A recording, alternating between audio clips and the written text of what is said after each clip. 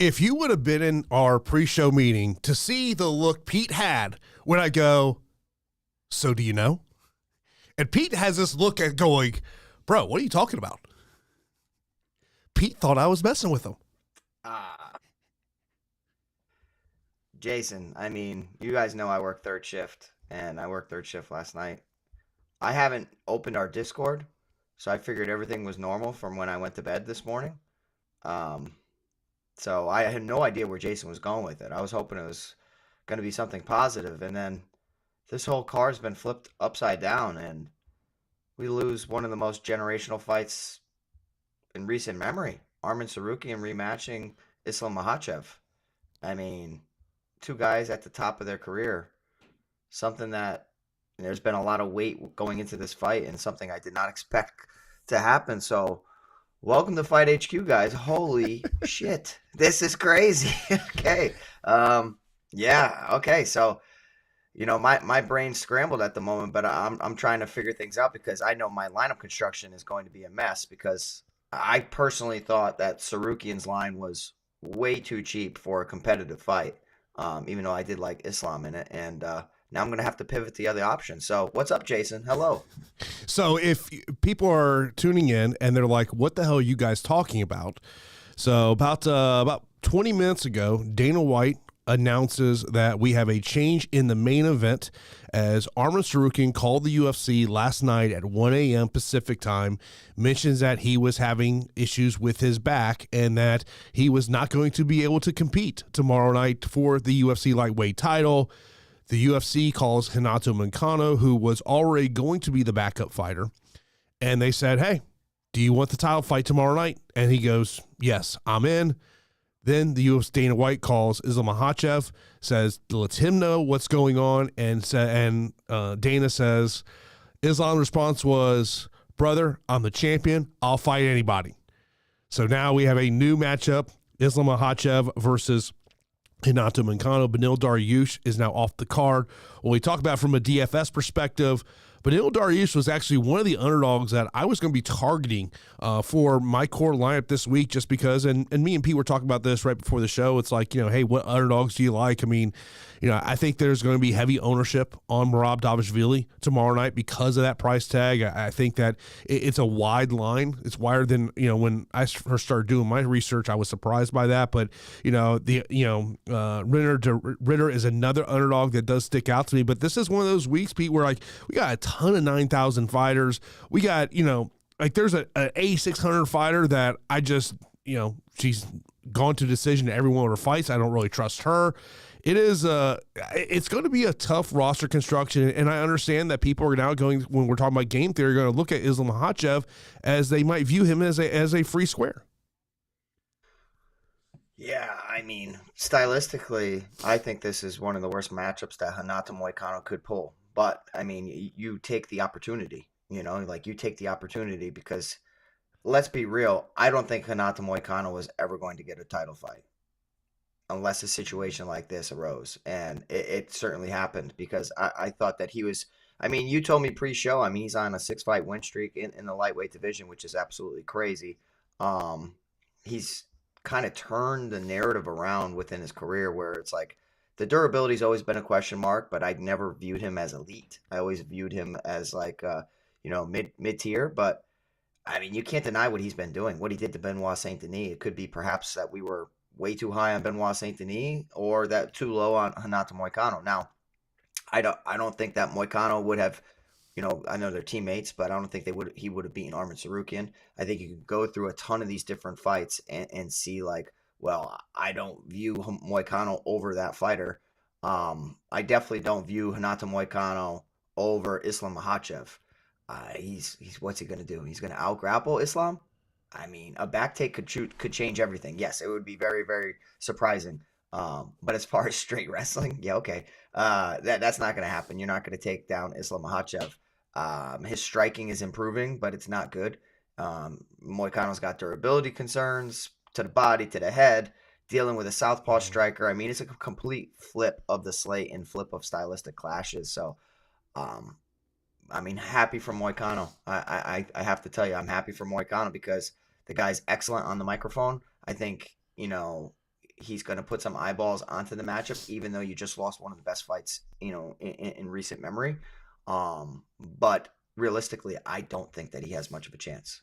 I mean, it's a fight, but I just do not like this fight for him at all. And I mean, credit to him. You take it. I mean, there's plenty of fighters that shouldn't have received title fights that ended up pulling off crazy upsets, and Matt Serra is one of the ones that kind of is of the same type of category where people were like, oh, he's good, but I don't view him as elite. He gets the opportunity against Georges St. Pierre and pulls off one of the most historic upsets of all time. So anything can happen, man. It's a fight.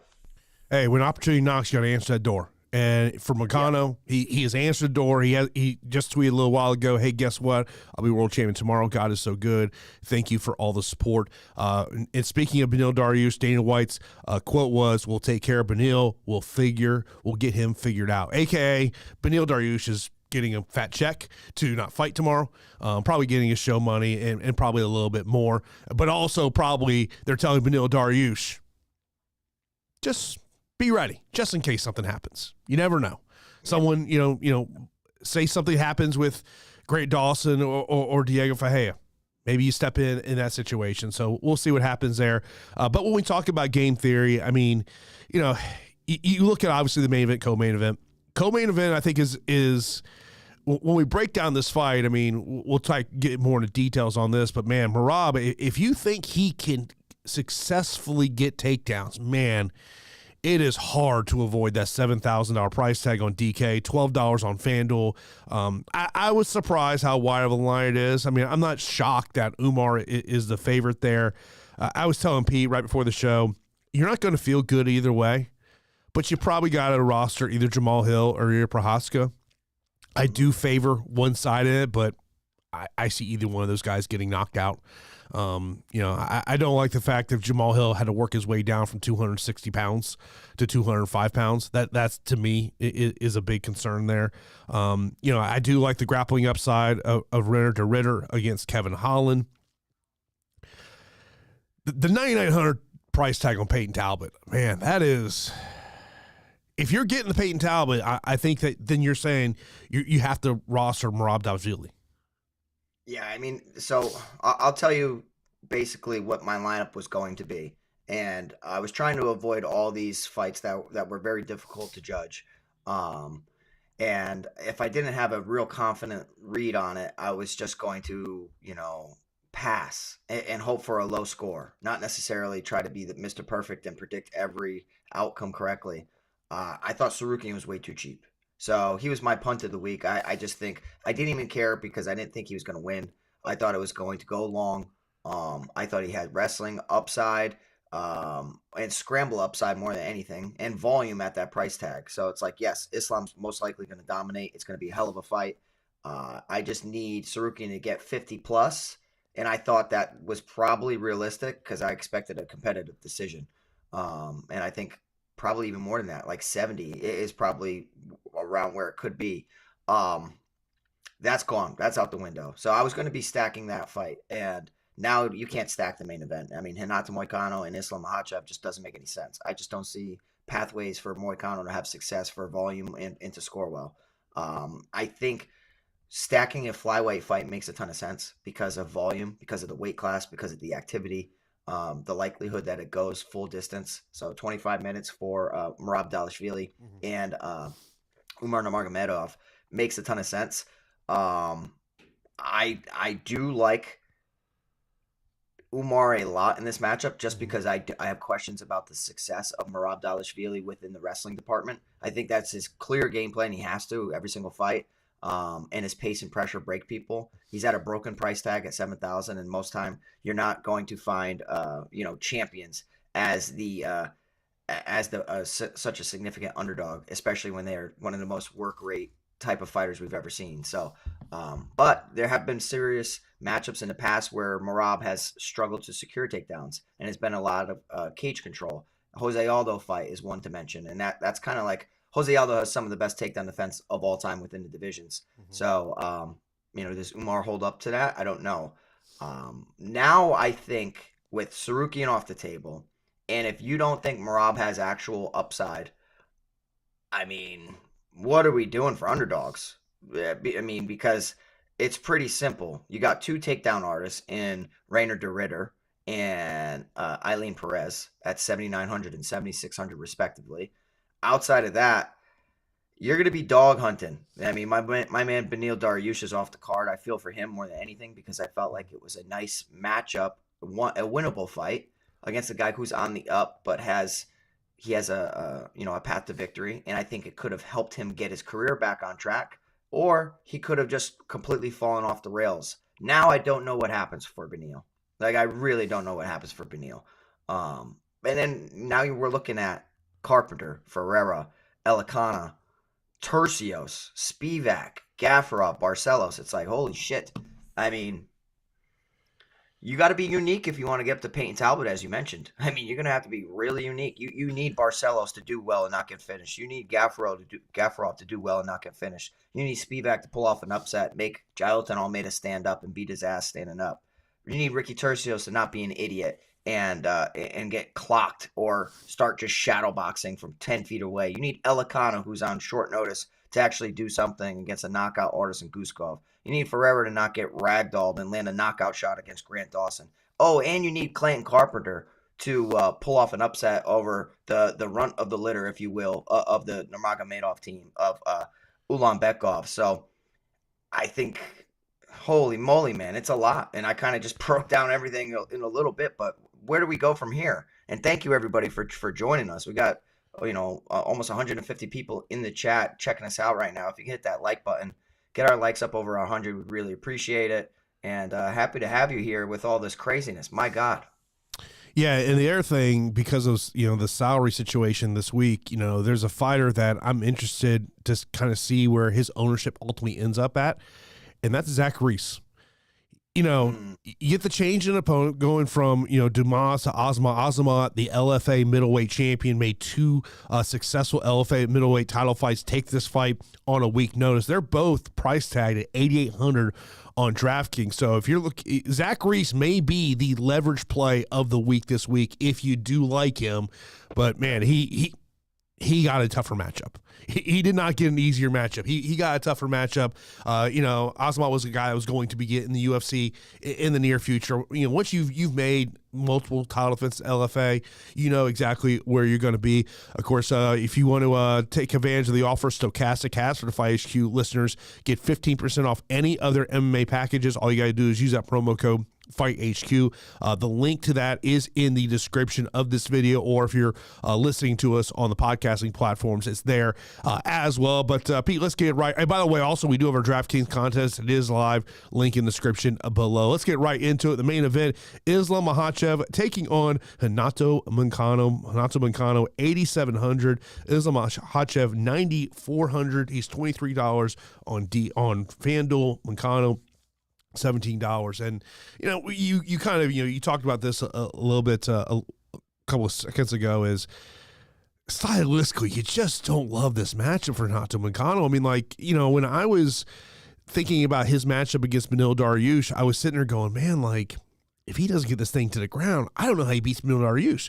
And the other thing is, like, if you're you're Javier Mendez, you're Habib Nurmagomedov, and now you're putting together a new game plan, and breaking down Renato Moicano, it's like, the only thing that scares me about rostering Islam Makhachev, does he just say, you know what, maybe I just use this as a sparring session? Yeah, I mean, let's call it what it is. I don't see how Renato Moicano really has a path to victory other than a back take. I mean, really. But still, it's just like betting against Islam Makhachev when Habib Nurmagomedov has been so invested in all of their camps between Islam, Umar, and Tagir. I mean, it's probably the most historic night for their team and for their families. 9,400 for Islam Makhachev. I like the 5-round upside. I mean, let's go back in time and let's think about the Rafael dos Anjos fight against Renato Moicano. Yes, it was on like 5 days' notice. Renato Moicano stepped up, took the fight on short notice against Rafael dos Anjos, up a weight class at 170 pounds, against a guy who has wrestling upside, but typically can get out-wrestled from the A side pretty well. and Rafael dos Anjos beat the hell out of Renato Moicano. I mean, that should have been mercifully stopped numerous times. Absolute takedowns all the time, control, striking, ground and pound. I mean, I remember watching that fight going, good God, Renato Moicano's too tough for his own damn good. If this goes long, Jason, sparring sessions can sometimes just be one-sided, and it could just be a one-sided beatdown. So I am not afraid, and I'm not going to overthink it. 9,400 for Islam Makhachev, sign me up. 5 rounds, highest upside on the slate. He has 150-point upside if it goes 25 minutes, or if it goes late, or I really think that's what could happen. The thing is, right, is the jiu-jitsu of Renato Moicano is pretty high level. So I think that will negate some of the attempts of Islam Makhachev, even though he still can he still can work towards a submission because he's very, very crafty. But I think it could lead to more control time. It can lead to more ground and pound. It can lead to Renato Moicano trying to reverse and maybe even succeeding in it because he's slick. He's really, really slick on the mat. And I think it could lead to some grappling situations where, the score is going to get boosted. So the fear is one takedown. Islam Makhachev, Bobby greens him, just gets on top of him, pounds him out, or quickly submits him. But I'm gonna, also make sure that I'm not overthinking it. I mean, this guy goes from Arman Tsarukyan, who I hold in such high regard, and whatever people say about Islam Makhachev, that was going to be his toughest fight to date and maybe ever. And in shape, not on short notice, Arman Tsarukyan with a full camp at the peak of his career. And now he's going up against Renato Moicano. So I think it's a significant step down in competition for Islam and a significant step up in competition for Renato. So sign me up. Islam Makhachev, 9,400. Not interested in getting to Moicano. Just 8,700 doesn't make much sense to me. So I will not be stacking the fight. I will be just going Islam Makhachev. Yeah, I mean, look, the ownership will be extremely low on Renato Moicano. I mean, when you look at his wins during this winning streak, Brad Riddell, Drew Dober, Jalen Turner, Benoit Saint Denis, he had that catchweight bout loss against RDA back in 2022. Prior to that, Alexander Hernandez, Jai Herbert. So, yeah, we're talking a totally different level here. But as you said, man, you get that call, you have to say yes because he may never get a title matchup. He may never got into this path. And so, you don't blame him for taking that matchup. But yeah, to me, I'm taking Islam Makhachev or I'm just passing on the fight. That is for me. Yeah, I mean, not many people can say they fought for a world title. I mean, just you were a title challenger. That is very, very, very rare to say that you fought for a UFC title. So, I mean, I think being a part of American Top Team probably helps you so much in this situation. You're one of the best teams in the world. You have a great relationship with the UFC. You are already on the card as like a backup fighter, essentially. And, you have a matchup there and you're willing to step up. So, I mean, it just makes too much sense. I just feel for Beneil. Like, I almost wish, like, no shade towards Carlos Diego Ferreira. I almost wish they got him off the card. Not wish. They did something and they gave Beneil Grant Dawson. I mean, that's still like that's a hard fight, but still, I mean, like you want to keep testing Grant Dawson. I don't know. By the way, the betting lines are out on this matchup over at DraftKings Sportsbook. Islam Makhachev, a 9-1 betting favorite, plus 600 for Moicano. Over at Bet Rivers, Makhachev is minus 1,000, minus 950 at FanDuel. So, I mean, look, if you're going to lay a number on Islam Makhachev, you better get on it now because that number is just going to continue to grow over the next day or so. But yeah, it's and just think about it. I mean, Islam was a 3.5-1 betting favorite against Arman Tsarukyan. So that's what I mean. I think it's going to be approaching like minus 2,000. I'm being legit. Like if I had you had a crazy balance on there, it's a fight game. So if you're betting on this sport, you should expect the unexpected.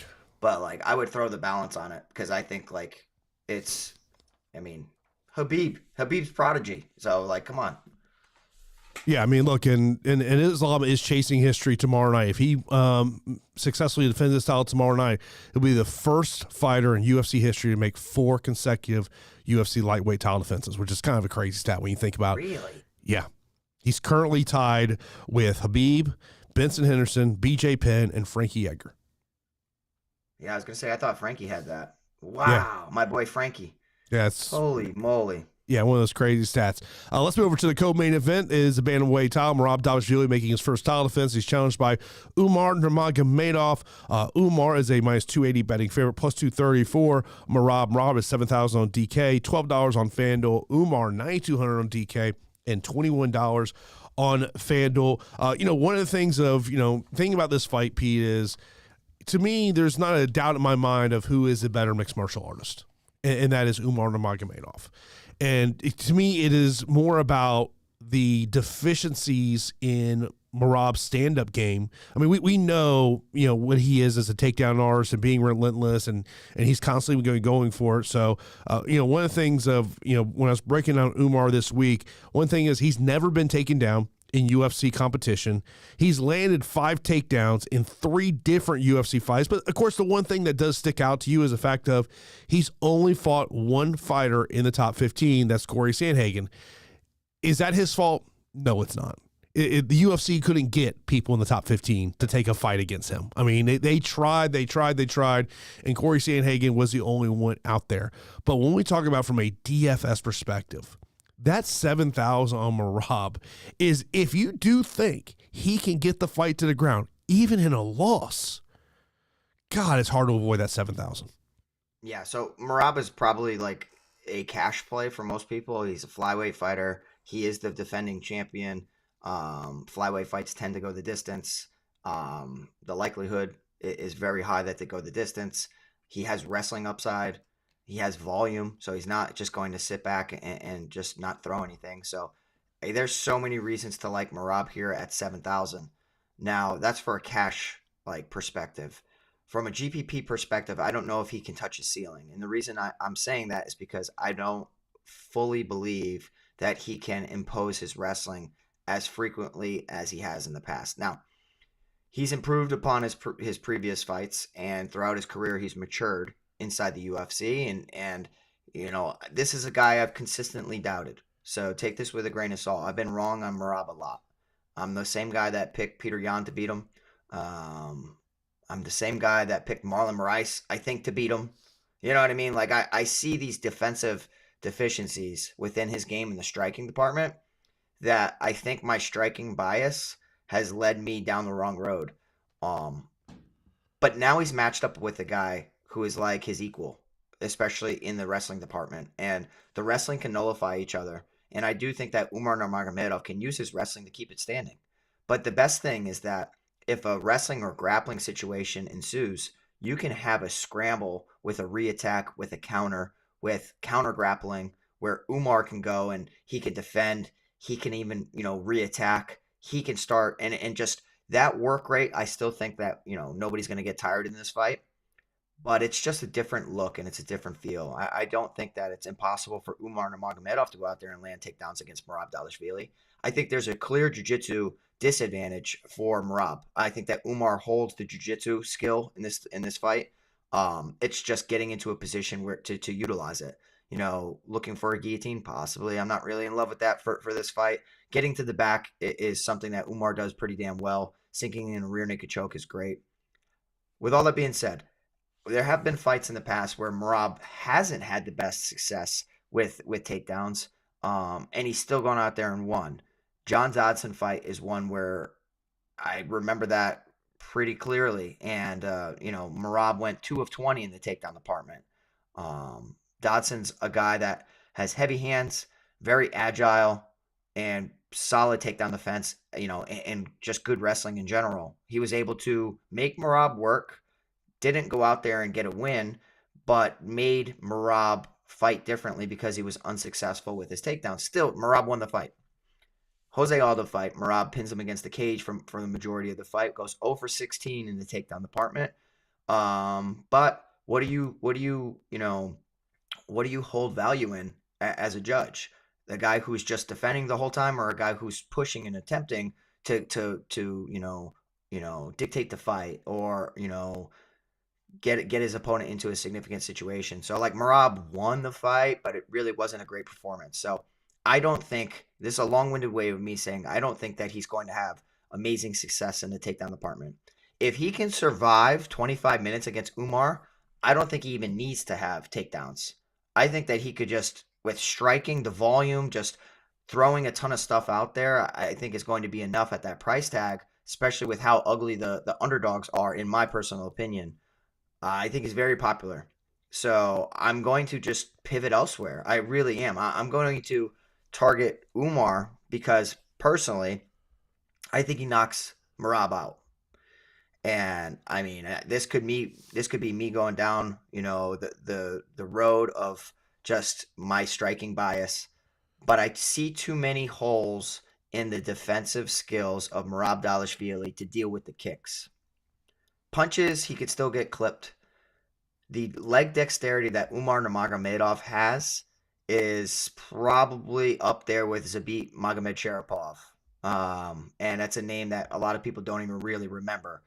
The variety of attacks, the hands, the legs, the knees, the takedown threat, the full tool belt and skill set out there to give Merab problems for him to constantly be guessing. I think what's going to happen, and it's not a bold call necessarily, he's going to dig to the body with front kicks. If Umar's smart, he's going to dig to the body with front kicks, and he's going to really bury a couple front kicks into the body of Merab, and he's going to dig the toes and the ball of the foot into Merab's belly. And then when Merab thinks that a front kick is coming, a question mark kick is going to come, and it's going to knock out Merab Dvalishvili. And I see Merab blocking head kicks like this. There's a lot of room here to get knocked out from a head kick. There's nothing protecting his temple. There's nothing protecting behind the ear. There's nothing protecting the back of the head and the neck. It's too much. There's too much dependence on one hand versus one shin and hip. So, I mean, he needs to reinforce his blocks. I could be completely off on this, but I think that Umar Nurmagomedov walks away with a pretty highlight reel knockout over Merab Dvalishvili via head kick. So we'll see if I'm right, but I'm picking Umar Nurmagomedov to get it done. I like the salary. I like him because of the finishing upside. And even if it doesn't finish inside 25 minutes, I do think he can do enough at this price tag because he's going to have to. Merab's going to give him no choice. You got to work. And if you're not in shape, you're just going to lose. Yeah, the one question I have about Umar and the strategy in this fight is going to be how much do they implement leg kicks? How much of a concern would they have that Merab is able to catch one of those leg kicks and get the fight to the ground? And one of the things about Merab is he's a takedown artist, but he doesn't keep the guys down. Guys are usually able to kind of get back up here. But I'm with you. I think this is Umar Nurmagomedov. I think he's going to walk away as the new UFC bantamweight champion, and I do believe his first title defense will be against Sean O'Malley.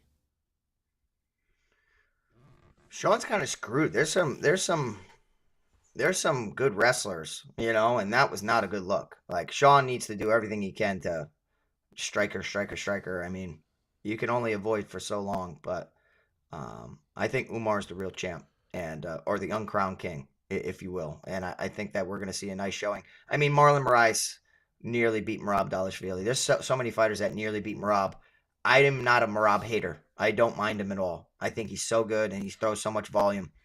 It's just I think he's gotten away with it so much. Peter Yan should have beat him.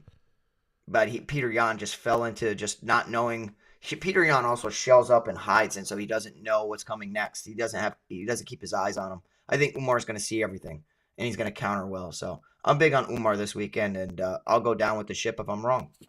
Yeah, I'm with you there. Next up, we got a light heavyweight matchup. Yuri Prochazka taking on Jamahal Hill. Jamahal Hill is a minus 130 betting favorite, plus 110 for Yuri Prochazka. Prochazka, $8,000 on DK, $15 on FanDuel. Jamahal Hill, $8,200 on DK, and $16 on FanDuel. As I said at the beginning of the show, this is probably a fight that you're going to have to prioritize for your GPP lines because I think one of these guys is getting knocked out, and I think it's going to happen within within 2 rounds. I don't think this fight hits the 3rd round.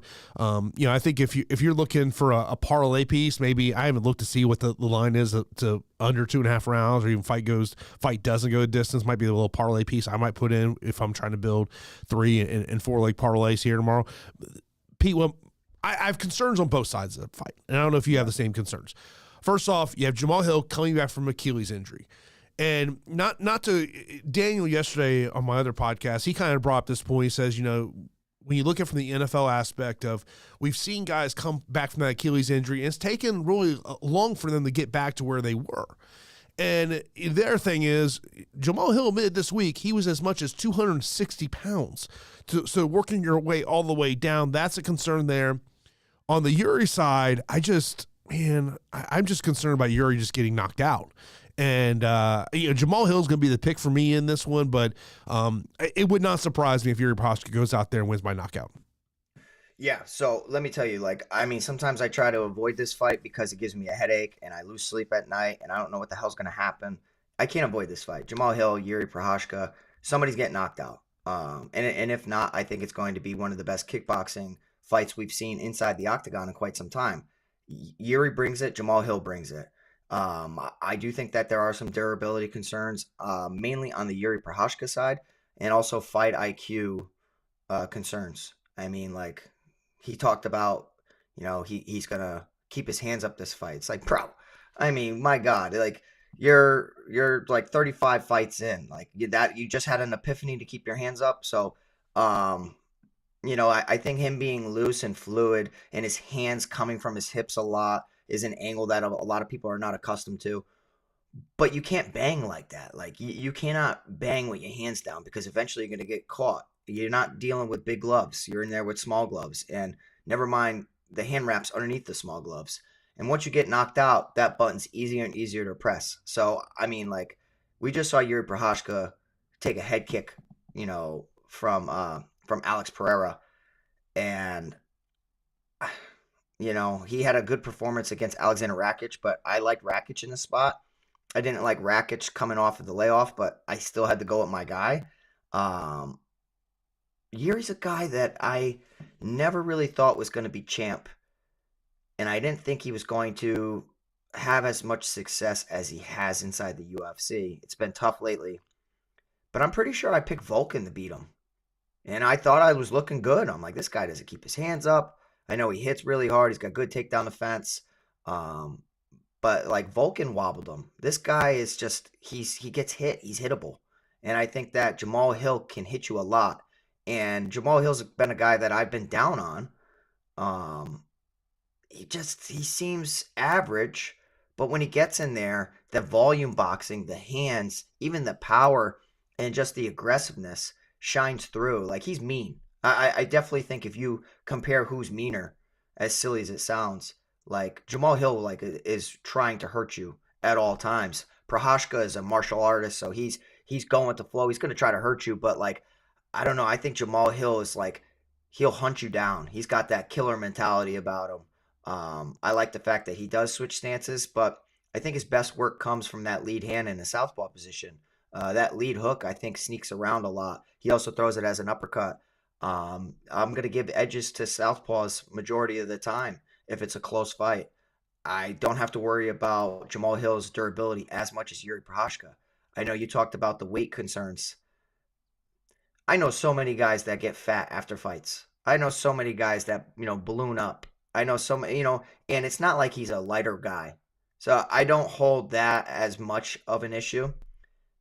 His body image did not look great for being a competitive fighter. It has looked better for this fight, but still, he's a light heavyweight or probably eventually a heavyweight. So I don't really hold it all that much against him. And he's probably coping from dealing with the first knockout defeat he's ever had. I mean, this is a guy, once you think that you're unstoppable and you get stopped cold, you're put in a very, very tough spot. So give me Jamahal Hill here at 8,200. I think he knocks out Jiri Prochazka. I mean, I like Jiri more. I like his personality. Not a big fan of Jamahal Hill's personality, but I'm going to call it what it is. I think that despite being 12-2, overall, Jamahal Hill has an edge here. He's got fresher legs, if you will. I know that you said that he's coming off an Achilles injury from the previous couple years, which is also why I liked Alex Pereira against him. I don't know. Modern medicine's amazing, Jason. I mean, we're Mm-hmm. seeing running backs come back a little quicker from Achilles injuries too. You know, like J.K. Dobbins for my Chargers.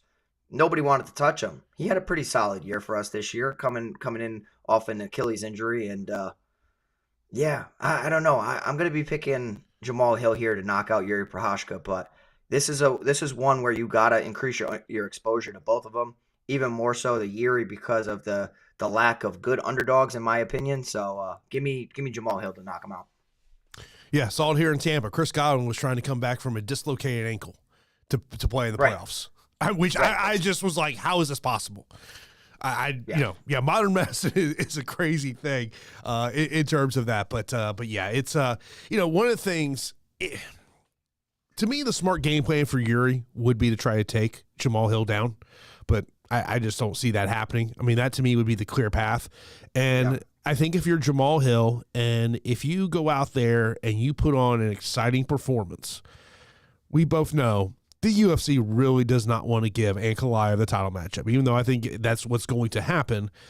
To me, Jamahal Hill could put himself in a really good position if he goes out there and gets the victory. Next up, we've got Kevin Holland against Reinier de Ridder. De Ridder is a minus 125 betting fair, plus 105 for Holland. Holland's $8,300 DK, $15 on FanDuel. De Ridder, $7,900 DK.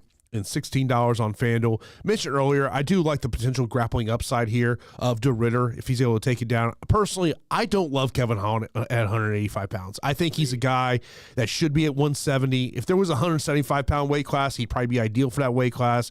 I mean, you're talking about a guy who is his opponent who's fought at 205 pounds. And, when we're looking at trying to find value plays under 8K, De Ridder is a guy that just, as I look at my spreadsheet, he's the guy that sticks up to me. Yeah. So this fight, I hate this fight. I mean, from a fan standpoint, I'll watch it. I'm going to enjoy it. I like Kevin Holland a lot more than Reinier de Ridder. I think that Kevin Holland kind of puts on an act that he doesn't care, and he tries to say that he doesn't care a lot. And he says that he fights for money and is not worried about becoming champion. And his coaches give him game plans, and he chooses to not follow them. And maybe that's all true, and it could be, because he could just be a bonehead. But I think that he kind of plays the game a little bit to almost give his opponents like this sense like this goofy guy doesn't take anything seriously. And I just think that being loose and going with the flow, Kevin Holland kind of just like, it's like an advantage. It's like an ace up his sleeve a little bit. People don't take him serious. And then they're in the cage with him, and Jacare Souza's getting knocked out from guard, while Kevin Holland's on his back. It's just like the strangest stuff in the world. Kevin Holland's a guy that his best success is clearly at welterweight. Not often do you see people bounce back and forth between weight classes. I personally hate it. Bounce in between. You should, find some stability. It's not like we're talking a couple pounds here. It's not a boxing weight class. You know what I mean? We're not talking 4 pounds every 5 pounds, every 6 pounds, whatever. We're talking a 15-pound difference between welterweight and middleweight. So it's like, goodness gracious, Holland has the frame for it. I just don't think that he is necessarily heavy enough to be at 185 for a prolonged time. Now, Reinier de Ridder really didn't impress me in his debut. I mean, he was getting touched up on the feet by GM3 a little bit. I do think that his grappling is very, very good. His jiu-jitsu skills are clearly evident. But I don't know, man. I'm just not sold on this guy. I think like that anybody who shoots takedowns and is going to actively wrestle against Kevin Holland, I mean, you go back in time and they've all succeeded. Marvin Vettori, Derek Brunson. I mean, even Roman Dolidze. I mean, there's so many fights that like you could go back and say, well, this guy had grappling upside and then he won the fight. And Reinier de Ridder clearly has a path. And because of the scrap of us losing Dariush, who's going to be one of my most popular underdog picks in hopes that he was going to turn his career around, and losing Sarukian at complete punt cheap price, it does make me want to get to more DeRitter. And that's just being honest. I think that Reinier DeRitter is flawed. He's clearly flawed on the feet. The difference between their ground games between Reinier DeRitter and Kevin Holland is less significant than the difference between their striking. And each round's going to start on the feet. Each round, Kevin Holland can sprawl. He has very good Darce chokes. He has very long arms. He has a good jiu-jitsu skill set. I just do not like him on his back. There's no urgency to get back to his feet. It's let me wrap my legs around you, talk shit to you, play for the cameras, land some damaging shots, and then maybe get stood up by the referee or the round ends. It's not a guy who's like trying his hardest to stand back to his feet like Carlos Diego Ferreira, who's also on the card against Grant Dawson. So I could see this going where DeRitter has success early with takedowns. As the next rounds progress, he starts to get his ass picked apart on the feet. And I do think that Kevin Holland knocks him out. I really do. I think people are too low on the striking gap between the two and a little too high on the grappling gap between the two, because I think it's he's a Travis Lutter black belt, Kevin Holland. And I think that, we could see, I mean, who knows with Kevin Holland. That's why I won't bet on him. I won't bet on this fight, and I'll try not to have it a part of my lineups, just because you get what you pay for by having Kevin Holland in there as a jokester, as like a jester. I don't want that. I could see he even talked about, let's give the fans a little show, and hopefully I'll get a late finish. I want to give the fans a little bit of a show. So for me at 8,300, if he gets taken down a little bit, starts to impose his will in the striking department, gets a third round finish, I don't think it's necessary at 8,300. But I do think that DeRitter will find success early, but I think it'll stop. I think they'll come to an end, and then we'll see Kevin Holland start to take over via decision or via KO in the later rounds. So, yeah, give me Kevin Holland. Yeah, I mean, as I said, I do like the potential grappling upside, of DeRitter if he's able to get Kevin Holland to the ground. I don't know if you saw this clip on X this week. Kevin Holland was on Demetrius Johnson's podcast, and he's talking about how basically for him it's not about winning a title. It's just about fighting. And he goes, DJ, I see you champions. Y'all look like y'all live a miserable life. I don't want that life. Yeah, it's true. The pressures of becoming a champion, you got the target on your back, right? Everybody's hunting you. From people outside the UFC, people within the UFC, teammates even, you got what everybody aspires to have. So I get it. And Kevin Holland's so smart. He's grown his profile to a point where he's getting paid equivalent to some of the highest paid fighters within the sport. He's exciting. He steps up and does the UFC favors. He's in a good light with the UFC. The UFC would love nothing more than for Kevin Holland to win. I mean, he's going to keep getting fights, but this is a winnable fight for sure against a guy who comes from another organization with 2 title belts, make the other organization look inferior, impose the UFC mindset on everybody, and get Kevin Holland a victory. So it's going to be tough sledding early, but I think Kevin Holland pulls through. When Izzy was talking about this fight, he was talking about when he was at one of Holland's fights in the Apex, and he goes, Holland wins. He goes, he's yelling at me. He's talking shit. He goes, then he apologizes to me in the back for it. He goes, they were out there that night. He's talking shit to me again. He goes, dude does not know how to shut his mouth. Yeah, but you know what? He's big mouth, and that's what Dana White termed him when he was on the Contender Series. I do think, though, that he's one of the guys that when the cameras are on, he plays a role, or he tries to, like I'm saying, he plays stupid. He plays dumb. Oh, well, I'll see if I do well and all this. Like, he don't care, but then, like, behind closed curtains, it's business. And I think that's kind of like where he can catch people off guard. Like, who's the fighter? I can't remember.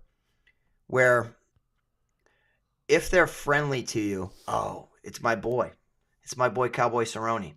If he was there was a theory out there where if you were friendly with Cowboy Cerrone pre-fight at the weigh-ins and all of that, it made Cowboy feel more comfortable.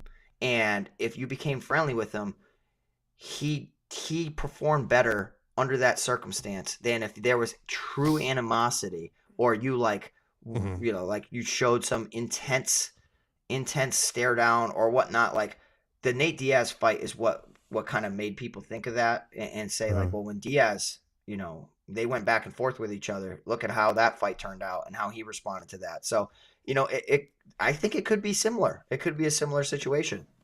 Yeah, we'll see how this one does play out. Then we've got, probably when you talk about one of the top prospects in the UFC right now, that is Payton Talbott. He's going to be taking on Hani Barcelos. Talbot is a minus 1150 betting favorite. He was as much as a 13-1 betting favorite earlier this week. Plus 650 for Barcelos. Barcelos, 6,200 on DK. $8 on FanDuel. Talbot, $900 on DK. $24 on FanDuel. Pete, I'm even thinking in some of the fights where Valentina Shevchenko was this massive betting favorite, I don't even think she got to that $9,900 price tag. Yeah, we gotta ask Stochastic if they have it, because I'm not sure that we've ever seen 9,900. Definitely seen 9,800 before, but 9,900 I don't recall. I'm waiting for 10,000. I mean, that'd be cool too. But yeah, I think it's an untouchable price tag. I think that Payton Talbott clearly is going to win in this fight. You asked me 4 years ago if Talbot was the same and Barcelos is from 4 years ago, I'd probably be taking a shot on Raoni Barcelos. And he's a guy that I was way too high on coming into the UFC. I really liked his boxing. I liked his wrestling. I liked his ways to win the fight in multiple areas. If he got the back, he has good submission skills. But mainly it's his wrestling. His wrestling's better than his jiu-jitsu, and his hands are pretty good. He's just, I don't want to say washed. He's just not the guy anymore that he used to be. I mean, he's lost to Timur Valiev. He lost to Victor Henry. He lost to Nurmagomedov with a very blinded left hand following up a knee. He lost to Kyler Phillips.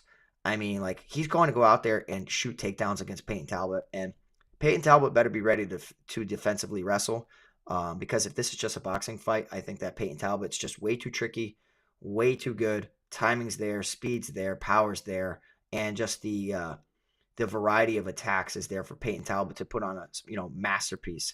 I just think he's at an untouchable price tag given the underdog landscape. How can I get the 9,900 guy? How can I get to him? Because I want to target the title fights. There's 2 title fights on here. There's an 8,200, 8,000 fight, and then I'd have to really be dumpster diving. So stars and scrubs approach could clearly happen here with Payton Talbott and some cheapies. Just like stars and scrubs for NBA DFS. He's going to win. Payton Talbott's going to win. I think he's going to knock out Hani Barcelos and get another highlight. I just cannot have him a part of my lineups this week, unfortunately. Yeah, I mean, you're going dumpster diving. If you're putting him in your lineup, I haven't even that's probably something I'll do after shows. What are the type of lineups I can create with Payton Talbott, and how ugly am I going to feel when I look at those lineups?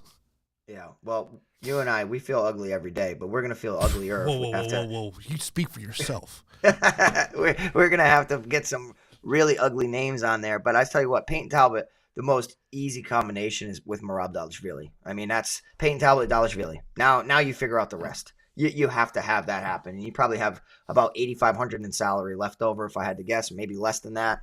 But yeah, I think that Merab is going to be chalky because of all these attempts of stars and scrubs. Yeah, so I'm actually just going to figure this out now. So if you go Payton Talbott and Merab,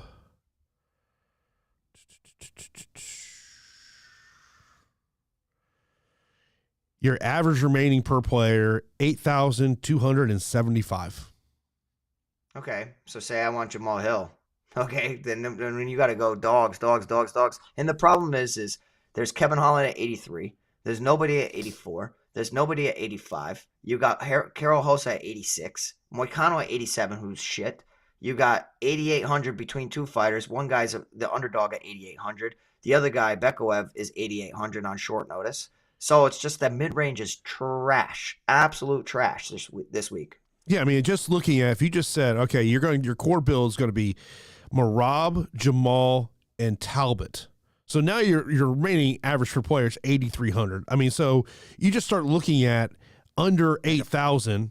You got DeRitter 7,900, Aileen Perez 7,600, Clayton Carper 7,300, Diego Ferreira 7,200, Billy Kane 7,100, Turkio 6,900. Yeah, you're not going to love what you build. I don't know. I definitely would not. I mean, you'd have that to me is where when I'm finalizing lineups tomorrow, Pete, that's where I'm looking at ownership projections, saying where is Payton Talbott at, and is there potentially? But the problem is at 9,900, man, I need 120 points at least. Yeah, I mean that's the thing there. That's what I would rather just spend $500 less and take Islam Makhachev, especially with the 25-minute upside. I'm with you. Yeah, so let's move over to our next matchup. It's a heavyweight matchup. Jailton Almeida taking on Serghei Spivac. Jailton Almeida is a 5-1 betting favorite, plus 350 for Serghei Spivac. Almeida 9,500 on DK, $21 on FanDuel. Spivac 6,700 on DK, and $9 on FanDuel. I think it's when I think about Jailton Almeida, I can't get the Curtis Blaydes fight out of my mind, and it just another fight that I doubt sees the third round. I don't even know if it sees the second round. But, if this thing does hit the second round, that Curtis Blaydes fight's always going to come to my mind when I think about Jailton Almeida. Yeah, Jailton Almeida, I mean, he did take down Curtis Blaydes. Jailton Almeida's a flawed fighter, in my opinion. I mean, I think that Jailton Almeida has incredible grappling. He's strong as hell. He took down Curtis Blaydes 9 times. And taking down a fighter of Curtis Blaydes' caliber is impressive. It really is. Blaydes got back to his feet, landed some unanswered shots, while Jailton Almeida was way too comfortable attempting takedowns, just sitting there against the cage, and it led to the stoppage. You got Serghei Spivac, who is a mammoth of a human. He can go out there and do the same thing. Probably, I will say, he has the better boxing of the two. He has the better striking in this fight. The problem is that Jailton Almeida wastes no time. Every single fight is the same. Front kick, maybe a shot, like a front kick or a big shot to get their hands up, shoots a takedown. Every single fight. And he wastes no time at all. He knows where his best path to victory is. So, I just don't trust Jailton Almeida standing up, but I don't think it's even there. I mean, if Spivac is able to keep him up and force him to strike, I think this is a much closer fight, and I think that Spivac handily beats him on the feet. I just don't think that Jailton Almeida is the guy to do that. So, Serghei Spivac has good grappling, and he has very good throws of his own right. And he's typically the better grappler in matchups. He's not the better grappler here in this one. He will attempt head and arm throws. He will attempt whizzer throws, haragoshis, uchimata. He will attempt all these judo-type throws. And I think the power of the hips and the dense lower half of Jailton Almeida can negate some of those attempts as counter wrestling. And that's when Almeida is going to just put Spivac on his back. And we have seen a long time ago, Marcin Tybura put Serghei Spivac on his back, was beating him up from full guard, was keeping top control. And Spivac at that time was not the Spivac of now. But I do think that's a similar game plan can happen. And it's kind of what I'm predicting. Jailton Almeida goes out there, wastes no time, gets a hold of Spivac, some grappling attempts from both, some counter grappling from Spivac. Ultimately, Jailton Almeida gets on top. I don't think he's going to submit Serghei Spivac. I mean, he definitely could. He's so strong. If he gets the back, it's definitely live. But I think what's going to happen is unanswered blows on the ground. I think it's going to be like a TKO via back control. Has the hooks in, flattens out Serghei Spivac, unanswered strikes to the head, and the referee's going to intervene, and you're going to get a TKO for Jailton Almeida. So Jailton Almeida is just like Payton Talbott. He's a win this week. He's going to win. But, heavyweight MMA is super volatile. Mm. I'm a big fan of Serghei Spivac. So, there is a world where he wins this fight. I just don't see it. So give me Jailton Almeida to pick up a finish inside 2 rounds. And when you think about Serghei Spivac, his losses in the UFC are at the top of his division. We're talking Tom Aspinall, Cyril Gane. So this really is that litmus test of is Jailton Almeida truly a top 5 guy in this division. Next up, we got a matchup that came together a week ago because Johnny Walker pulled out of this matchup. Bogdan Guskov, who was supposed to take on Johnny Walker, now takes on Billy here. Billy, training out of Las Vegas, trains at at Uprising MMA Gym, which is in northern Las Vegas there. It's competed in Tough Enough, LFA, and PFL. Guskov here, he lost his UFC debut against Volkan Ozdemir, but he has won back-to-back fights here, Pete. Yeah, this one is I don't really have a great read on this one because like Bogdan Guskov was supposed to fight Johnny Walker, who's a durability concern. He gets knocked out and has been knocked out some of the most times I've ever seen. I'm surprised like commissions don't step in at a certain point to save these guys from themselves when you're taking so much damage. I mean, depends on which state or which commission we're talking about, but I mean, I'm correct with that.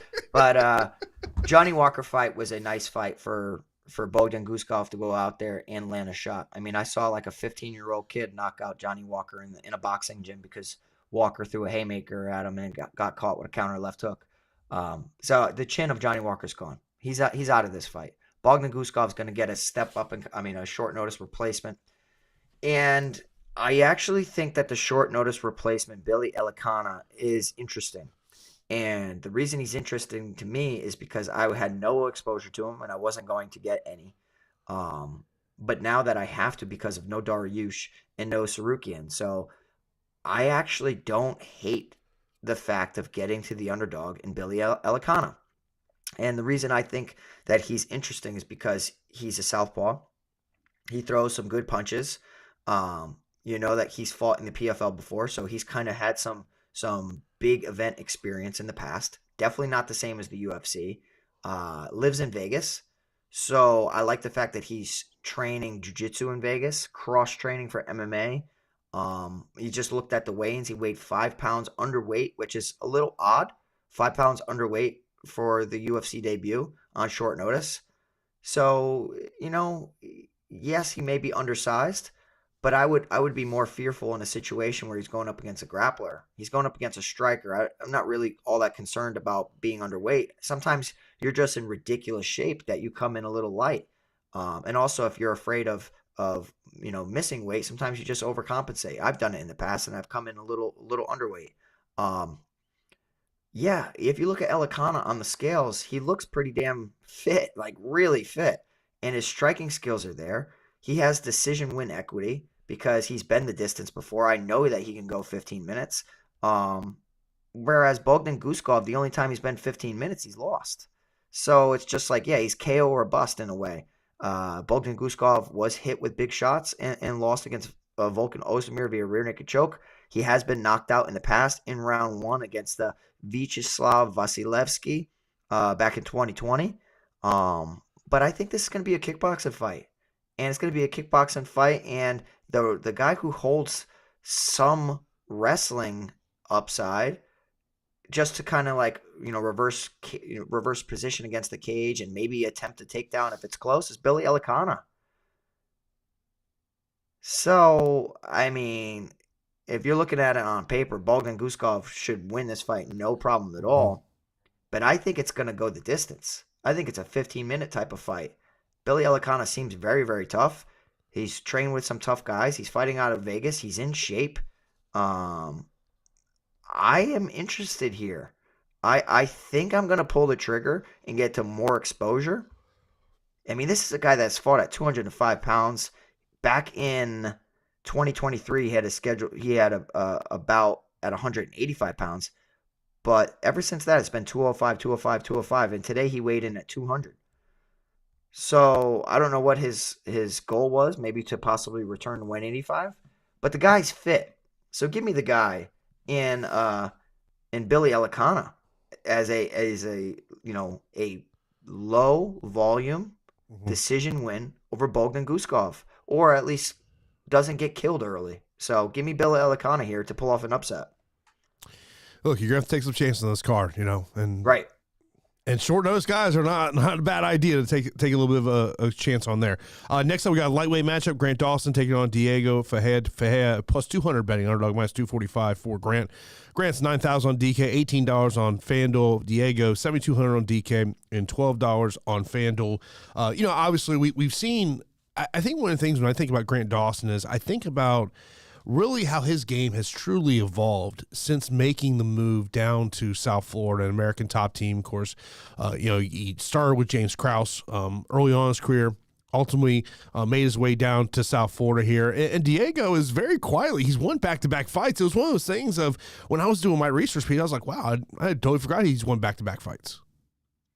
Yeah, I tell you what, you cannot sleep on Diego Ferreira at all. And he's a guy that is tested within the octagon. And if you have a chink in your armor, he can expose it. Michael Johnson was looking really good, very speedy, was lighting up Diego Ferreira. Ferreira was a step behind. Just kept looking for a big counter shot. Coach called it. He threw an overhand, knocked out Michael Johnson pretty brutally. Diego Ferreira was priced at 8,700 in that fight, but I did like the possible upside of Michael Johnson. The Mateusz Rebecki fight is one where he came through as a massive underdog, priced at 6,800. Rebecki's a guy with a big left hand, offensive takedowns, great power. He's a very, very powerful athlete, and can really bully a lot of people within the octagon. The thing with Diego Ferreira is that if you take him down and you don't land in a controlling position, he really works back to his feet so well. He kicks on the hips. He scoots his butt. He walks to the cage. He actively tries to stand up. He's really rounded out and learned that you can't play jiu-jitsu off of your back. If you're on your back, you're losing in an MMA fight. He works so much and made Mateusz Rebecki work at a higher rate than he's accustomed to, which made Rebecki gas. He gassed, and he could have been a gasser all along because he's such a bully and he's a great hammer and he's a terrible nail. But when you're used to being the nail and the hammer's no longer the hammer, you got Diego Ferreira landed crazy big shots on the feet with dynamite power. He always has the jiu-jitsu in his back pocket to scramble out of things or threaten submissions. And then his work rate and his heart is unmatched, where he can get back to his feet. I think he can clearly knock out Grant Dawson here. I really do. I think Grant Dawson's chinny. I think Grant Dawson's susceptible on the feet. I think that Grant Dawson is a gasser, if you will. I think the longer the fight goes, the more he's going to struggle to maintain his wrestling, and the more he's going to struggle to maintain his dominance. And that can open the door for Diego to really grab a hold of the opportunity and really win this fight, especially when you got damage-based scoring. My problem is that Grant is such a suffocating wrestler, a part of one of the best mega gyms on the planet in American Top Team, that I think from a DFS angle, I'm really interested in Grant Dawson. I'm interested in both sides because Diego's going to actively work to stand back up. So what will that do, Jason? It'll boost the totals of Grant Dawson if he's able to find successful takedowns. This could be takedown, he gets back up, takedown, he gets back up. And you know what Grant's going to do. There's no way that he's going to go out there and try to strike with Diego for a prolonged period. He learned his lesson against Bobby Green. He needs to do it, brought him to the dance, and that's with dominant wrestling. So I think that Grant is probably the most interesting 9,000 option because of the upside. And Diego Ferreira is probably one of the most interesting underdogs on the slate. Whereas if I'm playing in 150 max, I'm going to increase exposure to both of them because I just think that there's so many ways this can go, and I think it's going to be a DFS friendly fight. My only other issue is if Grant goes 3 for 20 in takedowns, gets a 90 point victory, and Diego just ran out of time. That's kind of what I'm expecting. I think Diego's going to just run out of time, and you're not always going to pull the rabbit out of the hat. So give me Grant Dawson and win the decision here, but very intriguing fight. Yeah, I like Grant Dawson in this situation. Outside of the Bobby Green fight, this is a guy who's just been on an absolute tear in the UFC, but I do like it. And like with you, I do think this thing will go 15 minutes. Next up, we got a matchup that came together just this week, because actually you saw the video that Brian Butler put out there when he called Azamat to let him know that he had this opportunity. Of course, Zachary was initially scheduled to take on Sadiq Dumas. Dumas pulled out of this fight. Kind of a weird situation here. Both these fighters are 8,800 on DK. $10K. Reese 13 on FanDuel. Azamat is $17. He's a minus 190 betting favorite, plus 160 for Reese. If you're not familiar with Azamat, he has been the reigning LFA middleweight champion. He's made 2 successful title defenses in this. And, one of the things about when you think about Zach Reese, and I remember talking to him following his last fight, is, the big question mark with him was like, hey, man, what happens if you make it out of the first round? And he wanted to make it a point to show that he could be a 15-minute fighter. But, man, you talk about, short notice matchup, he got a much tougher opponent here. Yeah, I mean, he got screwed in this situation. Let me tell you, man, I think this is a very intriguing fight. On paper, you got probably the worst play of the slate of an underdog at 8,800 in Zachary Reese. Now, given what it is, he's also one of the best leverage spots on the slate too. Like, yes, I mean he's an underdog. He's mispriced probably by about 1,500. But with that, not many people are going to play him. And at the end of the day, all we care about is 6 scores and 6 scores that kind of work together. Yeah, I'll tell you what, man. I think that this fight's very intriguing. Despite having a height and reach advantage for Zachary Reese, I think that he's going to kind of meet his equal here of a guy in Bekoev who can go out there and strike, a guy that can go out there and wrestle, and a guy that can push a 15-minute work rate type of fight. Personally, this fight I'm going to pass on. I'm going to pass on it because what Bekoev could do with a full camp, does he do it in this matchup? I'm not entirely sure. If you want, listen, maybe this guy comes in here and he's not in the best of shape, or maybe he's dealing with an injury outside of camp. You don't know, but opportunity knocks.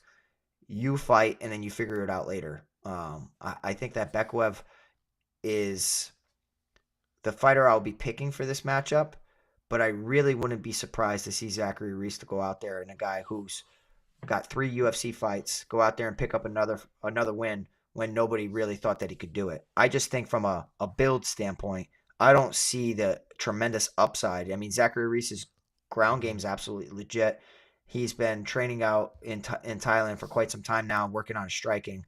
But his jiu-jitsu is legit, and he's got high upside for quick, nasty submissions. So the pick's Bekoev for me because I think that he can control him against the cage, get takedowns, put together a complete 15-minute performance, whereas Reese just did that and just had success with that with 5 takedowns against his opponent, Medina. But Medina is not the same level as Bekoev at all. At all. Even if you look at Reese's previous fighters, Julian Marquez, washed. Cody Brundage and Medina. None of those fighters. If you put all 3 of those fighters together, maybe you get both Bekoev's skill set. Bekoev is very good. I don't think he's exceptional, but this is a guy who's also trained in an American top team, cross-trained there. So it's give me Bekoev to win a decision, but it's one where I'm just going to stay away. I'm going to let other people fall into this 8,800 trap. But yeah, I think it's going to be a Bekoev decision.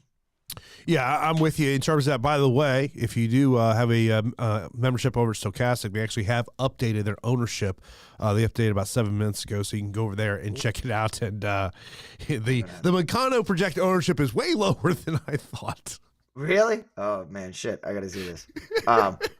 Hey, guys, thank you so much for tuning into our show. I mean, when I woke up, I have to work a 3rd shift. I did not expect all this craziness, but I think it's because it's an Islam Makhachev fight. It's a Team Nurmagomedov fight. You guys so much interest in this card. We got so many eyeballs on us right now. I really appreciate it. We're about 250 people checking us out live right now. Thank each and every one of you guys. We're very serious fans in the mixed martial arts sphere. We've been covering this sport for a very long time. I've been competing in it. Jason has been covering it. So it's really fun to do these shows. And we're happy to do it and to continue doing it for you. If you could hit that like button, get our likes over 100, that'd be great. But more importantly than that, subscribe to the channel. Subscribe to the channel so you don't miss these.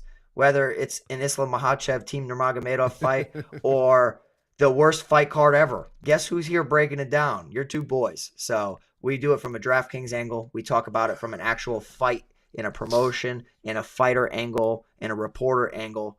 And of course, sports betting. So yes, thank you for being here. Let's move over to our next matchup. You got Carol Hossa taking on Aileen Perez. Hossa minus 245 betting favorite, plus 200 for Perez. Hossa A600 DK, $18 on FanDuel. Perez 7,600 DK, $13 on FanDuel. When you look at Carol Hossa, 7-3 in the UFC. Every single one of her UFC fights have gone the distance. She's actually seeking back-to-back wins for the first time since 2021. Very quietly, Aileen Perez is on a 4-fight winning streak since dropping her UFC debut. If you want to get a good laugh, just Google Aileen Perez Tapology to see the photo they use of her. Oh, bro, I know. They ain't stupid. When I was doing my research, and Tapology is my go-to, when I'm getting background information, and when I saw that photo, I was just like, oh man, Tapology's trolling us. They're trolling us. I've seen some pretty hilarious ones, and the Tapology photos are awesome. Tapology's always been great to me, so shout out to Tapology. There's the what's his name?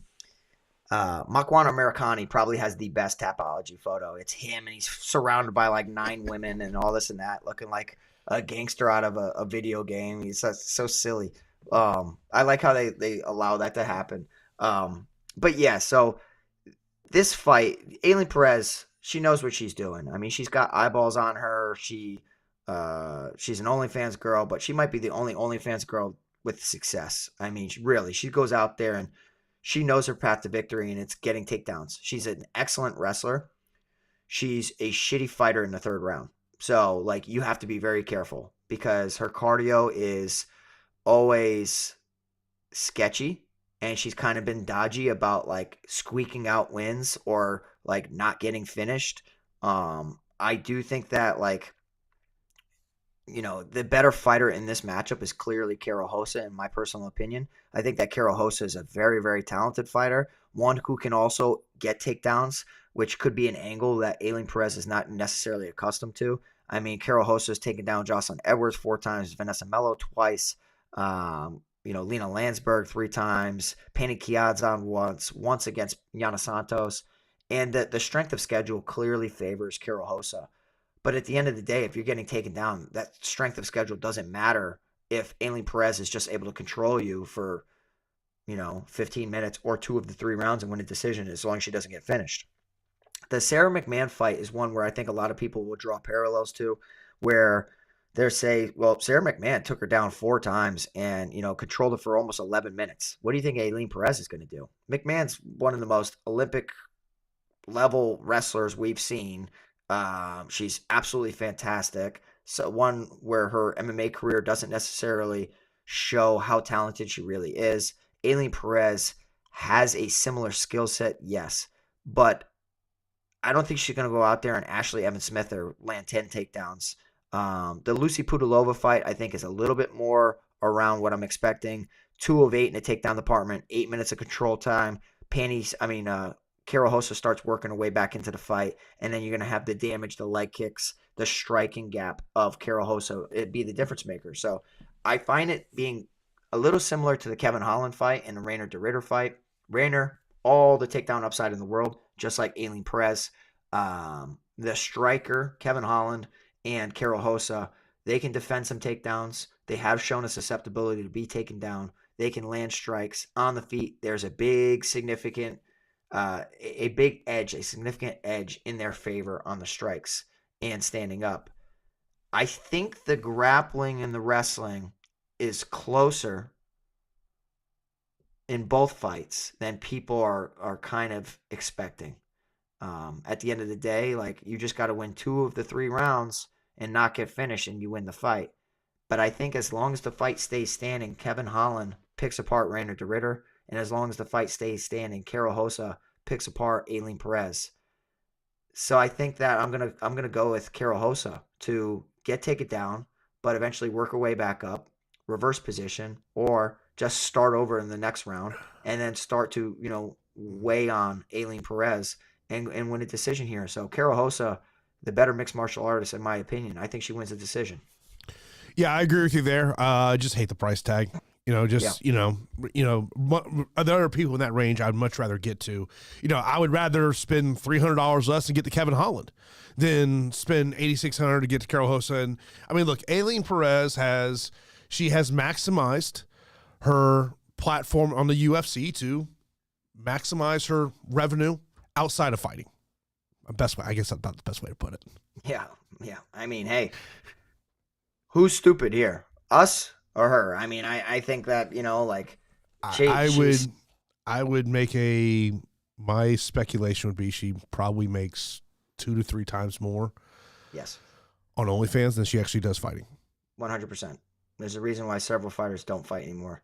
It's just like, why bother? I mean, but hey, she's good. And I think that Reinier de Ridder and Aileen Perez and Merab Dvalishvili are 3 awesome underdogs to target for takedown upside.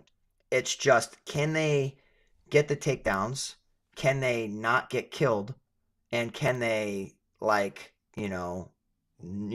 not have a cardio collapse? So I find some similarities between the 3. Merab, I don't worry about his cardio. I worry about him just getting caught. I worry about Reinier de Ridder's cardio and his striking, and I worry about Aileen Perez's cardio and her striking. So, So that's the debate that we have within those fights. But I'll be leaning with the striker in both matchups. Oddly enough.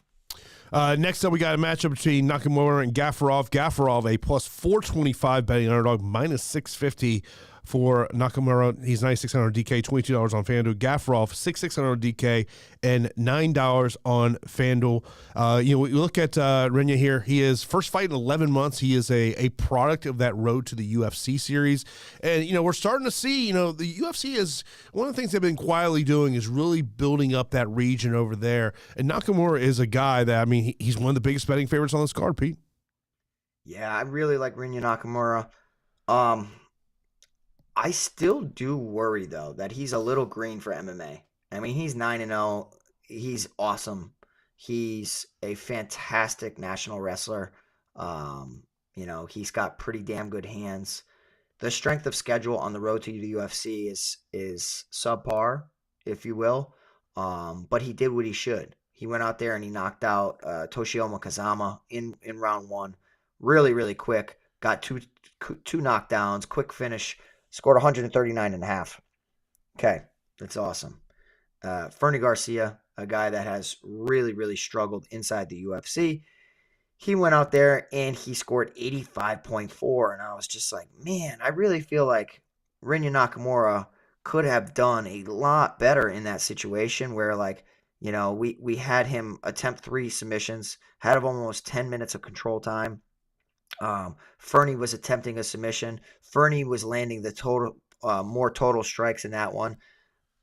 So it's just like maybe I'm overrating Reinier Nakamura a little bit because I thought that he'd go out there and finish him pretty easily. The round 2 of Nakamura and Garcia is what really made me scratch my head. It's like Nakamura took him down, got 2.5 minutes of control time, but he was outstruck from a total standpoint against Fernie Garcia in that one where he went 16 of 39. So it's just like, okay. But then in round 3, he reversed everything and got back to his dominance with 3 minutes of control time and 1 takedown. So I do think that maybe I'm overrating and everybody's overrating Reinier Nakamura slightly. I think he's excellent. I think he's awesome. He has submission skills. He submitted his opponent on the road to UFC, Gugan Guzman with a key lock, beat Shohei Nosei, two knockdowns in round 1. But against talented fighters, or not even talented fighters, guys that have been tested, if you will, how do you not finish Carlos Vera? Carlos Vera was on the Ultimate Fighter, but Carlos Vera stepped in on short notice. And he took that fight against them. And yes, Reinier Nakamura dominated him, but I really thought that we'd see Reinier Nakamura go out there and get a better score than 90.7 when he's priced at 9,600, facing a guy that is a short notice debut in the UFC, essentially, despite being on the Ultimate Fighter. So it's just my God, I don't know, man. I might be too high on this Reinier Nakamura guy. Has excellent control time, but there's going to be a day when he goes up against somebody who's going to test him. And I think people could be completely off on Muin Gafurov. Gafurov trains a lot with Merab Dvalishvili. Muin Gafurov has wrestling to go to. Muin Gafurov has clearly the better striking when it comes to versatility and variety. His kicks are great. He throws spin and hook kicks, front kicks, low kicks, good hands, good powerful punches. This is a guy that went 15 minutes with John Lineker.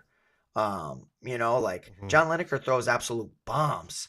And I think that Muin Gafurov's getting slept on here. I think this is like a hype machine where I'm a big Rinya Nakamura fan. I think that he could and he should win. I think what's the likelihood of him not winning 2 rounds? Pretty slim. But at 9,600, I'm a little hesitant that he comes through with putting together a good score. And on the flip side, I think Gafurov might be my punt of the week of like so cheap, just need him not to get finished, and he could do enough in a loss. I mean, he went 15 minutes with John Castaneda, who's very good. He scored 34.3 in that loss. I mean, he's priced at 6,600.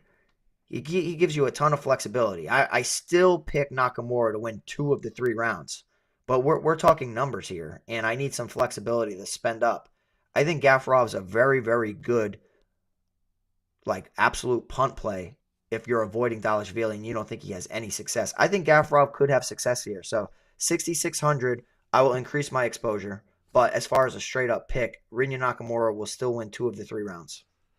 Yeah, I like Nakamura to go out there and get the victory here, and he's a prospect to definitely pay attention to, but I think you're going to see kind of a slower build that the UFC matchmakers are going to do with him. Next up, we got Turkios and Sopaj. Sopaj is a minus 260 betting fair, plus 210 for Turkios. Turkios 6,900 on DK, $10 on FanDuel. Bernardo 9,300 on DK, and $20 on FanDuel. Of course, this matchup was actually supposed to take place back in November, but Turkios was pulled from the fight for a medical issue following the weigh-ins, and for Bernardo Sopaj, his first fight in 10 months, Pete. Yeah, so I was trying to talk myself into Ricky Turcios. Now I have to, right? Like, now I have to. I mean, this is a guy in Ricky Turcios who won the Ultimate Fighter. I think his best days are behind him. I really do. I think that Ricky Turcios losing to Ayman Zahabi was something I did not see coming. I was an Ayman Zahabi hater for no reason. I just thought low volume guy, just seems indecisive. Why are you gun shy? And like Ricky Turcios was so gun shy in there, he only landed 27 significant strikes. And this is a guy previously who landed 100 against Brady Heistan and 110 against Boston Salmon and all the other fights on the Ultimate Fighter. Like, Turcios is a work rate like menace and goes out there and pushes a high volume. So like that fight just completely threw me for a loop. The Kevin Natividad fight was a little bit better, split decision, got taken down and ragdolled a lot. 7 takedowns, reversed some positions, landed 68. So I'm like, okay, maybe he's kind of getting back into form. He had one just poor night. You know, Raul Rosas did what we all expected. Took him down, rear naked choked him.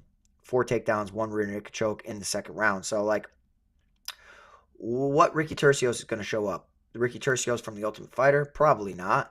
A shell of that self? I think so. I have durability concerns about Ricky Turcios. I don't think that he can take a shot like he used to. I also think that he's so reckless defensively. Like, I just see openings. As a striking coach, I see openings. I really see, like, how many times did he almost get hit with a flying knee by Kevin Natividad? Like, he almost got knocked out. I don't know how many times from that. And then Raul Rosas Jr. wasted no time at all getting rid of him. Bernardo Sopaj is very, very good. To be priced as such a favorite, to have 0 UFC wins over an Ultimate Fighter winner, doesn't make much sense to me from a number standpoint. It doesn't. I think it's too much hype on Sopaj when it comes to numbers. I do think that Sopaj will win the fight. I just don't like the numbers. I don't like the line. I don't like the line associated with Sopaj. Seems volatile at the price. He could knock out Ricky Turcios, no problem at all. But he did look, yes, he took it on short notice, but even in previous fights, Sopaj looks weathered in round 3. He's much better rounds 1 and 2. And we know that Ricky Turcios' best round is round 3. So Turcios gets round 3. Who gets 1 and who gets 2 in a quick fight, in a crazy paced fight? I'm still going to say Bernardo Sopai, but like this is one where I would tread lightly, and I wouldn't mind getting to some more Ricky Tercios given the landscape of the slate. I think you're foolish if you think it's just Sopai dominance.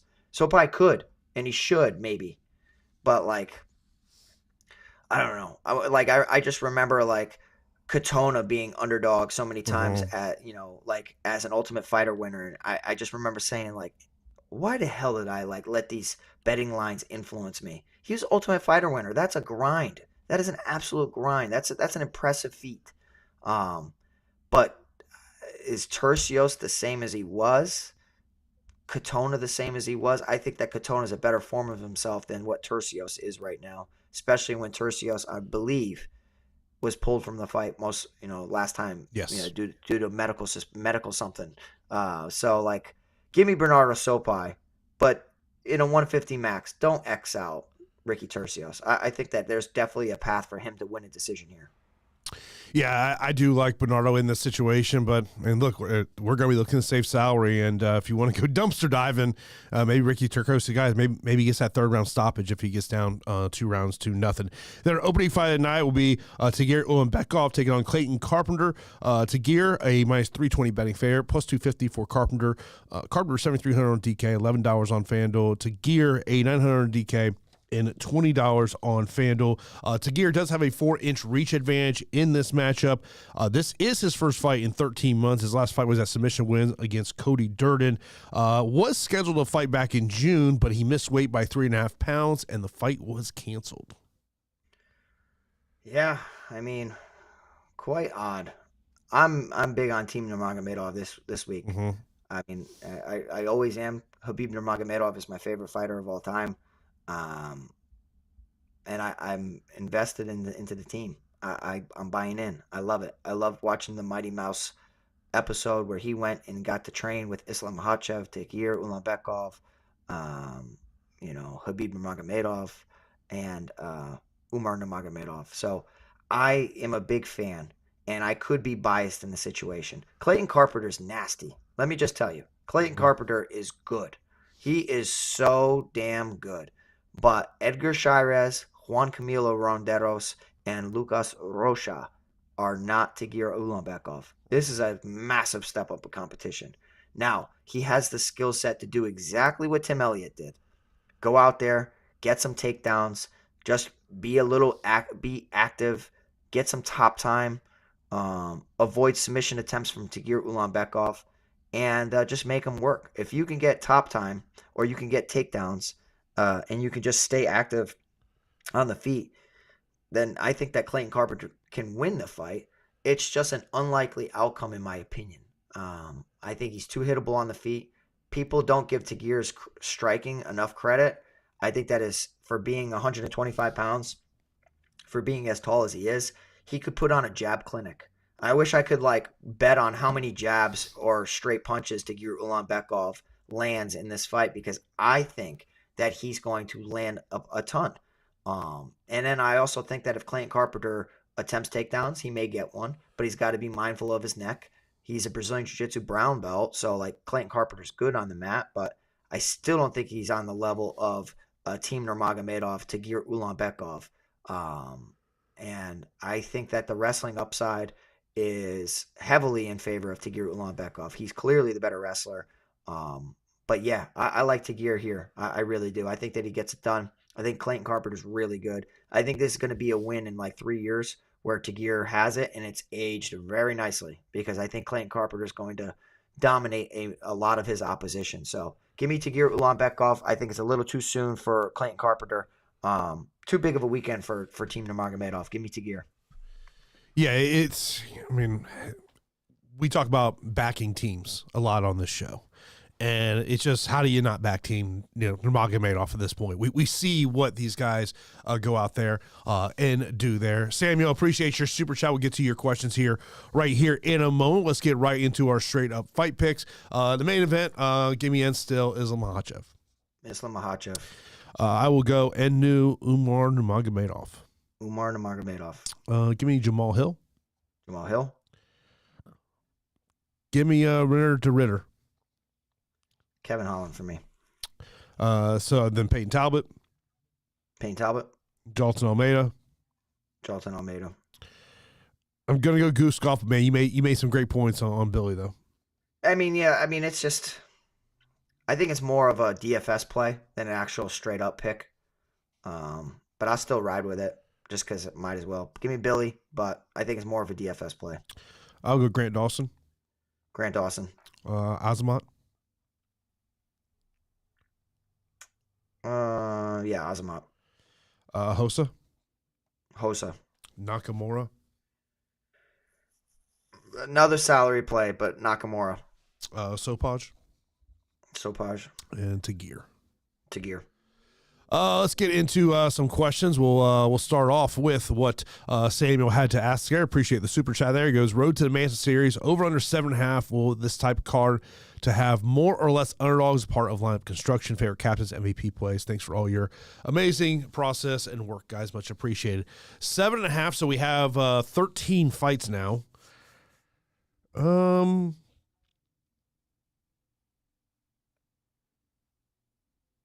I'll say over. 13 fights? I'm saying less. You guys are crazy. Sam, thank you so much, man. Really appreciate you. 13 fights, I think it's interesting. But yeah, I think 6 is the number.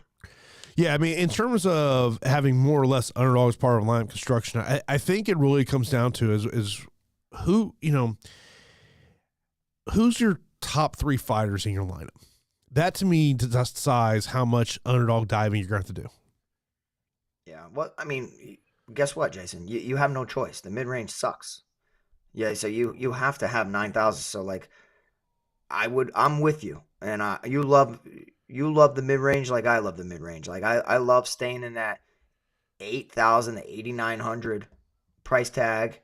Get as many of those as possible, and then get a good 9,000 option. This week, like, you got nothing from 85 to 84, and then you got 2 guys priced at 8,800. You got Moicano, who's now one of the biggest underdogs on the slate, at 8,700.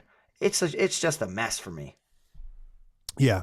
In terms of favorite captains and MVP plays, it's expensive, but man, hard to avoid Islam just because of the 25-minute nature of that matchup. Of especially if it does go 25 minutes, how many takedowns does he get? How much control time he get?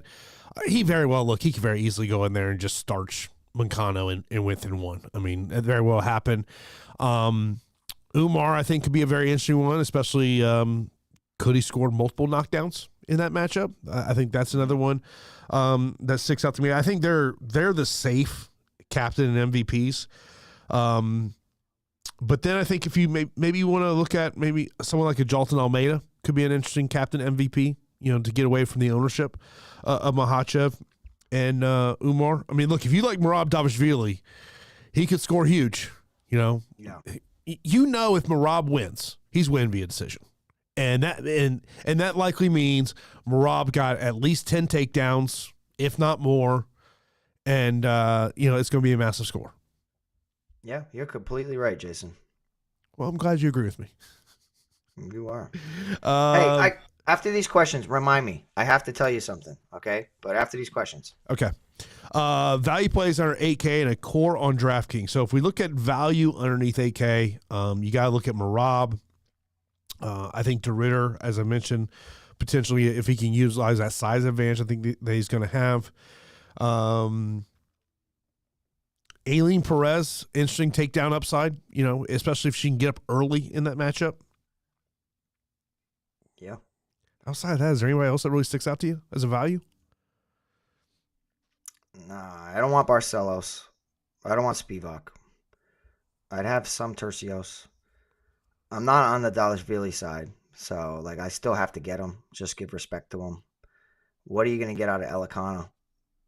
I'm projecting if he doesn't get knocked out and it's a decision, 50 points. Yeah. I watched a couple of his fights and it is so low volume, and especially if he doesn't go to the takedowns. So it's just you may be better off just complete punting. I think Aileen Perez and DeRitter have clear slate breaking takedown upside. like Perez, 108, 109, 88, 138. Like she has 21 takedowns in the UFC. Mm-hmm. And you know that, let's call it what it is. Women's MMA tends to go 15 minutes. Yes, it does. Yes, it does. So maybe the likelihood of her getting finished in round 3, you just need the judges to weigh what she's doing more than significant strikes. So I don't know. Well, I think that she's probably one of the best underdogs on the slate, but I still like Carol Hossa. In terms of a core for me, the core would be Makhachev. Then I would go Jamahal Hill. And then for a third one, I mean, I hate to say Umar, and then that's really going to kind of hamper what I can do. I think the third one is either Holland or De Ridder. Either or. Yeah. It's Hill. It's the Hill Prochazka fight. I prioritize that. I have that up a little bit more than the Holland De Ridder fight, because I'm expecting Holland to screw around, be down, be like, oh, okay, I'll try now, and then in round 3 finish him. It's like something stupid. Of course, if you're watching us or listening to us after the fact, you got a question, you can hop into Scored, tag me or Pete, and or anyone in chat. We'll talk about their thought process here for UFC 311. Of course, we'll see what the new lock time is going to be. I would imagine it's probably now going to be 6:30 Eastern time. I imagine they're probably going to push it back 30 minutes. So we'll see. Or they may still start at 6 o'clock Eastern time. So you want to get your lineups in there tomorrow. Of course, so we have our Fight HQ contest. So the link is to that contest is below. Of course, we got that offer from Stochastic. Get 15% off any other MMA packages. All you got to do is use the promo code FightHQ. Pete, what do you want to mention? Okay. Thanks, guys, for tuning into the show, as always. And Jason, you're the man. Think about this. You know who I feel shitty for? Was so patient and kind of screwed himself? Michael Chandler. Because he was so patient for the Conor McGregor thing to hop back in there. Now he hops back in there in a very dangerous fight against Charles Oliveira. And does Charles Oliveira deserve it over Michael Chandler as a late replacement? Absolutely. But this is like, shoulda, coulda, woulda. But if Chandler just stayed the course and didn't get back into the octagon and lose to Charles Oliveira, I think he would be the one stepping in on short notice. And that would have been the best thing for him outside of a Conor McGregor fight. Can you imagine that would have been the perfect solution to all of Chandler's problems. I still think that he would lose, but he does represent a problem for Islam though. Wrestling versus wrestling, power, it's crazy though, because you're on the shelf for so long, you finally decide to get back out there, and in a way you're like, are you kidding me? I could have been the backup. Well, the problem is the regulation aspect of it. Do you have all your stuff in with the state of California? That's where that becomes an issue. But know what I'm saying? Say Charles Oliveira fight was never happened, and they just said, listen, we got this lightweight. We know you've been waiting forever. We got this lightweight fight coming up. We're going to just have you as our backup. That would have been the most perfect business decision for the UFC, and it would have been a much more competitive fight than what we're going to see on Saturday night between Moicano and Islam Makhachev. By the way, whoever runs Payton's X account, bravo. Yeah. Bravo. What did he do? They posted an hour ago. It's an image of Dana White calling him, and the caption is, on my way to LA, Chama. I love him, dude. Yeah. It's look, it's now really the question is if and when Makhachev retains his title tomorrow night, does Serghei get jumped by somebody? I hope not. But I hope not. Yeah, let's be professional athletes. I think let's be professional athletes. Oh, don't worry. Serghei was already in interviews talking about how he was going to win this fight, and then he was searching for money fights. I was like, oh my God, dude. Who said that? Sarukian? Oh, yeah. Yeah, and I guess I saw some note that I guess he was shit talking Poirier, and like Poirier brought him in for a camp, and you don't burn bridges, bro, and you don't bite the hand that feeds you and helps you up the rankings. I feel the Chandler thing. That's crazy. That's crazy. Yeah. It's and now the rumor going around is that he will his next fight will be against Paddy Pimblett. That's the rumor going around. It's another good fight, though. Okay, I mean that's okay. Which that's clearly Chandler has now gotten to the point of you're the aging B side. And look, I'll just say this: I think the next couple weeks in the UFC is going to be very interesting. How quickly is Patricio Pitbull signed by the UFC? I cannot wait. My boy Patricio is freaking nasty. I've got the perfect first fight for Patricio.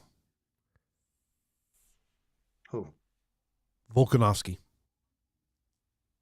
That's a damn good fight, Jason. That's a damn good fight. Now, if 45? If you want to do something Brazil, Pitbull, Aldo. Nah, I don't like that. I don't like that one. I like Patricio and Volkanovski a lot. That's a freaking amazing fight. If you don't know who Patricio Pitbull is, you're in for a treat. Even though he's older now, he's still disgusting. Oh my god. Yeah. It's look, he's represented by Ed Suarez. I would imagine that something gets done here pretty quickly. I think the name to watch out for is Patchy Mix. Patchy Mix has made it very well known. He wants to be released from PFL. Don Davis made a very idiotic comment yesterday, basically talking about we'll let guys go if they don't want to be here. Now, I saw a couple people tweet it. I saw like 4 or 5 different people go, okay, I'm raising their hand. Get me out. And it's just like, wow. You put fighters on ice, man. Like this is how we make money. Not everybody owns a gym. I'm very lucky.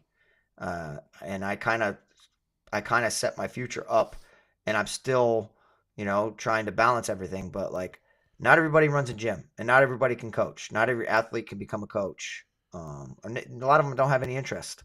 But outside of fighting, a lot of guys really have no options. It's peak gym season right now, baby. That's right, man. Best gym time has for been packed business all week, man. I'm just like, God, can I just can I just wait and come back a month from now? We've been crushing it at my gym, and everybody's put in a ton of work. If you are ever in the New England area, hit me up, man. We run a great gym over here in North Franklin, Connecticut. It's like cow country, so you ain't got other options. You coming out here and you're gonna train. Cow country. Yeah, it really is. But we're at the point now where I really think I gotta like knock some walls down and really? double our mat space. So it's going well. We're running out of room, and it's a good problem to have. That's awesome. That's awesome. But as always, we appreciate everyone who tunes in for every episode of Fight HQ. We will have a show next week. By the way, Pete, I'm just going to tell you here, we need to do it on Friday. So I'll let me and Pete will talk about that off air. But we do appreciate everyone who tunes in. Of course, be sure to hit that thumbs up button, subscribe to the channel, whether it's here on YouTube or if you listen to us on the podcast platforms. Be sure to take advantage of that offer Fight HQ has, or excuse me, Stochastic has for Fight HQ listeners. Get 15% off any MMA package that they offer. All you got to use that promo code FIGHTHQ. So that's going to do it for this episode of Fight HQ. We'll talk to you next week as we'll get you ready for the next UFC Fight Night card.